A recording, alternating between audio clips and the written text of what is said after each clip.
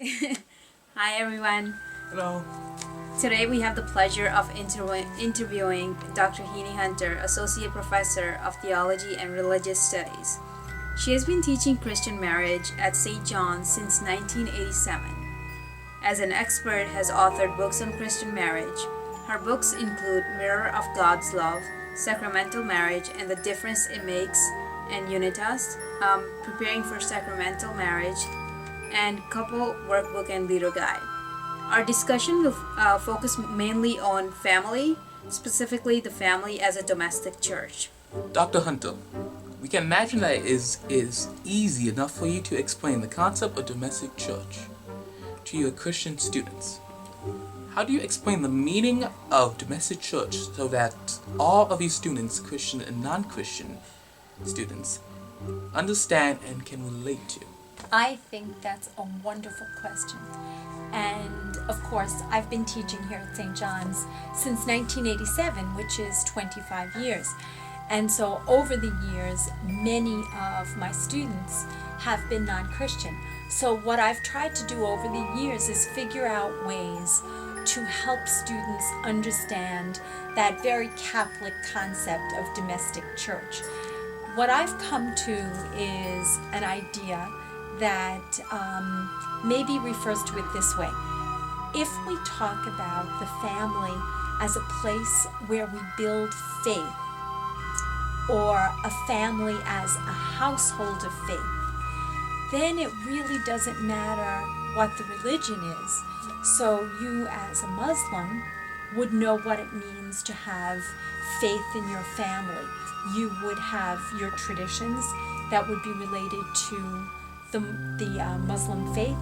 You would have your rituals that are connected with your faith. You would have family celebrations that are connected to faith. So whether or not somebody is Christian doesn't really matter much. Faith can be built in every family. And what's most important to me is that a family is built, a family has its foundation, not just on something secular, but on God in their midst. And so whether somebody is Jewish or Muslim or Christian, everyone that believes in God can have faith in their families, whether or not it's seen specifically as a church. The other thing, even for my Catholic students, sometimes there are Catholic students that don't go to church all that often. And so what they might say is, well, why would I want to be like the church? I don't like the church. I don't go to church. Church is boring, whatever young adults say. And I mean, I have 2 young adult children, and so I've heard these things over the years in addition to hearing them from my students. But even Catholic students that are not connected with the church could find a way to believe and support the idea of domestic church, because what it means is that the family builds itself on belief in God and acts as if God matters in their lives. I hope that answers your question. The magisterium views the family as a traditional Christian couple and their children who live their lives according to God's plan and according to the scripture and tradition. But the world is constantly changing, and so are the composition and values of the families. In his writings, Pope John Paul II seems to be speaking only of traditional family, made up of a father, mother, and their biological children, whereas the U.S. bishops, though they uphold the traditional family views, they are more open to other kinds of families in their 1993 document titled Follow the Way of Love. By non-traditional families, we mean single mother families, or single father families, divorced families, extended families, blended family, and other kinds of families. Now, it seems that in his writings, Pope John Paul II is not that welcoming of the other kinds of families, such as single families. What do you think of the Pope's approach versus the U.S. bishops on family and families? Okay, let me just broaden this out a little bit. In 2010, the U.S. bishops also came out with another document on family. And what's interesting is that that document was probably a little bit more skewed toward the traditional family than Follow the Way of Love was. Just a little bit of information. I was an advisor to the Bishops' Conference when Follow the Way of Love was written, and I was a part of the conversation and the discussion that led to that document. So, of course, I think that that's a wonderful document. But let's kind of trace this back just a little bit. We talk about the traditional family as if it's always been that way. What you have to remember is that in many societies over the centuries, family had different sorts of shapes and looks. So, for example, in the time of the Hebrew scripture, before the time of Christ, in Israelite and Jewish culture, it was very typical for a man to have maybe 5 or 6 wives. And so the family would not just be father, mother, and biological children, but it would be husband, many wives. Sometimes if a husband could not afford wives, but didn't have enough children to tend his flocks or farm his fields, he might take on other women as well. They were called concubines, and a concubine was sort of an approved sexual partner that would become a part of the family and would produce children for the head of the household. So all I'm saying is that family has not always looked exactly the same. What became the traditional family was a mother and a father and biological children. Of course, as time has gone on, over the centuries, many families adopted children. So it wasn't just biological children that were part of a family. And of course, in many cultures through the history of especially European society, sometimes people didn't get married, and sometimes it was two unmarried partners with their children. So there's always been diversity in the shape of family. What I would say is that John Paul holds up as an ideal the tradition of mother, father, children, and John Paul also holds up a very traditional perspective on motherhood as a woman's primary vocation. So he does hold a rather traditional line from the Christian European tradition. What I would say is that the world is a very different place now. And I think that what we need to recognize is that domestic church or family of faith or household of faith, whatever you want to call it, can look very different in different circumstances. So it may be that there's a single mother who's raising her children to believe in God, to pray, to be good to people, to take care of each other. How could we ever say that that family is not a household of faith? It would be very wrong for us to say that. We also know from Dr. Washburn that you prepare couples who are going to be married. Is it that what is part of the kind of process? Would you be able to tell us what that entails? Almost all of my work, I should, not almost all of it now, but a lot of my work has been done with couples preparing for marriage. I believe that good preparation for marriage is one of the most important things that we can do for couples. I believe that it's really important for couples to learn how to communicate with each other, to learn how to solve their problems. I believe it's very important that they know how to deal with issues like money, like in-laws, children, faith. I think all of those issues need to be addressed, maybe not completely worked out, but addressed before a couple gets married. I don't know if Professor Washburn told you this, but in addition to being a PhD, I have a PhD in theology, but I'm also a licensed mental health counselor in New York State. So I have a mental health credential as well. So a good bit of the work, the pastoral work that I do, is helping couples either before marriage or afterwards as their marriage counselor. And what I find is that many of the issues that couples have when they come to me in marriage counseling are things that they probably should have addressed before they were married. So, pre-Cana, now just think about where it comes from. Cana was the place where Jesus celebrated his first miracle, the wedding feast at Cana. That's why we call marriage preparation pre-Cana. I would say that pre-Cana sessions, which tend to be informal meetings with married couples who probably are not specialists, I mean they're married, but they probably are not specialists, gives couples a very good idea of what it's like to be in a healthy marriage. You meet wonderful couples, they share their experiences. That's a good thing. I believe that the total of marriage preparation has to be way more than pre-Cana. So for example, in the place where I live, which is Long Island, the Diocese of Rockville Center, one of the things that the diocese requires is that every couple that gets married completes a pre-marriage inventory. It's not really a test, but it's a lot of questions, about 156 to 180 questions. And what it does is it gets at a couple's issues, their areas of agreement and their areas of disagreement.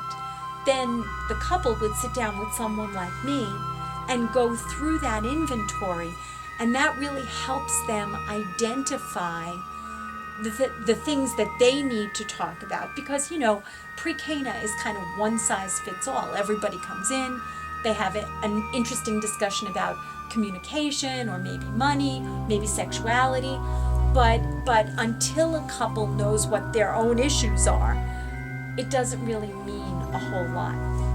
The other piece of marriage preparation that I think is really important is that couples really should think about the kind of ceremony that they want to have. Yeah. Do most of those who come for pre-Cana know that in the marriage, the groom and bride, later on their children, become a domestic church? And how do you make the pre-Cana couples understand the concept of domestic church? Is there anything in the pre-Cana that emphasizes being a domestic church to couples? Do they know it when they come? I would say most of them probably don't. And the reason I say that is because most young couples, I don't want to say every young couple, but many of them come to the church for marriage after they've been away from the church for a number of years. We don't have a lot of couples that are regular churchgoers right up until the time they get married. They kind of take some time off, they take a step back, they're not really involved, their religious education ended maybe when they were in 7th or 8th grade. So this kind of conversation about building a household of faith, that's not something that you would talk about with a 7th or 8th grader. So unless their families have talked about this with them, or unless they see their parents as heads of a domestic church, I think most people don't really understand that. I think that many people, for whatever reason, believe that their house of worship is the best place for them to be married. They may not even know why, but somehow, in some way, their religious tradition affects the way they want to get married. So even if they're not real churchgoers, they still somehow believe that church is the right place for them to be married. So I would say maybe on one level, they know that their faith tradition is connected. I think in many cases, they are not aware of this idea of domestic church, which is why you have marriage preparation, so that you can talk about those things on an adult level rather than on a level of religious education. We learn that parents, by their works and actions, are the first teacher of the faith and to their children. It goes without saying that they are the ones from whom children learn to behave and learn about God from. It is the home where religious vocations are fostered. We imagine that a two-career family may find it difficult to be a domestic church because of time restraints, especially when both the mother and father are working. They have so much stress from trying to balance family with work and religious duties. What advice can you give to such a couple who may feel guilty that they cannot be with their children as much as they would like? First of all, I would say to all of you young men and women out there, no guilt. You will find ways to be there for your children, to be good parents, to balance home and career. Now, what can happen is that you have people who say, my career comes first, last, and always, or I have to have everything that I want before I can spend any time with my children. My daughter, and I'm sure Professor Washburn didn't tell you this, but my daughter and son-in-law had a baby 6 weeks ago. So we have a new baby in our family. My daughter is home on maternity leave for a few months, but she will be going back to work at the end of January. And it is, you really have to work hard to figure out how you can balance career and family. And of course, there will be sacrifices that you make sure that neither side is neglected. I remember when my husband and I were talking about our own decision to be two working parents, because we always both worked outside the home. And what we decided was that we would both pursue teaching careers, and that way we had a lot of flexibility to be with our children. My older daughter, is a social worker, and she works in a hospital. So one of the things that she's doing to make the work-family balance a little better is that she's working 3 12-hour shifts a week instead of 9 to 5 for 5 days. So that gives her more time at home with the baby. My son-in-law is a teacher, and so he's off in the summer. So when she's working in the summer, he's home with the baby. But when you think about it, there are so many ways today that workplaces are trying to accommodate people. You can telecommute, you may be able to time shift so that you're working flexible hours. There are so many more ways now to balance work and family. I think that it takes some creativity. I think it takes some juggling, but I think it's really possible for you to do it. Despite the fact that the divorce rates have increased exponentially, can we still use domestic church imagery to describe broken families? I think that calling somebody broken family is judgmental. I know that's not how you meant it, but that's why I raised that. I think that divorce is a tragic situation. Nobody wants to be divorced. No couple that goes down the aisle in a church or in a synagogue or in a mosque or gets married in City Hall, nobody thinks that they are going to be a divorce statistic. Everybody starts out with the best of hopes and the best of intentions. So what I would say is that every family has some brokenness. Every family, regardless of how perfect they may seem, carries some stuff with them. Whatever it is.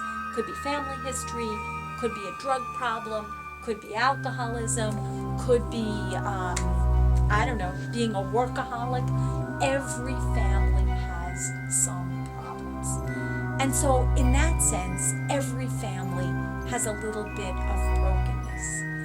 But every family, whether the marriage is intact or not, has the opportunity and the potential to be a family of faith, because it's the way you bring God into the family, it's the way you treat each other, it's the way you make sure that faith gets integrated into the life of the family.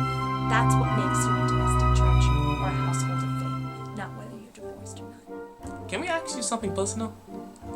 Professor Washburn tells us that you and your entire family include the families of your daughters and are very involved in the church, that the church is practically your second home.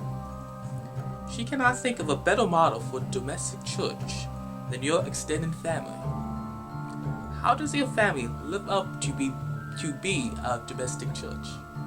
You know, that's very nice and it's very flattering, but as I just said, no family is perfect. I am very, very blessed because both of my daughters and their husbands continue to be an important part of our church community. Both of my girls continued to be active members in the church as they were growing up, when they came back from college, when they got married. That's always been a part of our faith. The other piece that has kept our family involved in the church is that we do church service together.